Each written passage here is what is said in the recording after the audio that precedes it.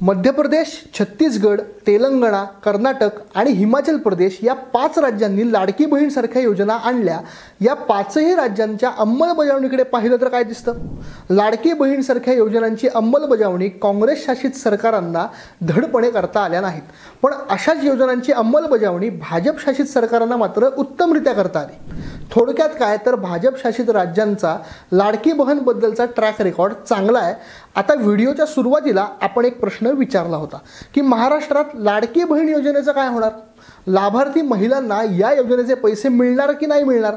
त्याचं उत्तर शोधणं आता फार अवघड नाहीये। महाराष्ट्र राज्याचं फिस्कल डेफिसिट म्हणजे जीएसडीपीच्या पर्सेंटेज टर्म्स मध्ये म्हणायचं झालं तर ते फक्त 2.5% आहे।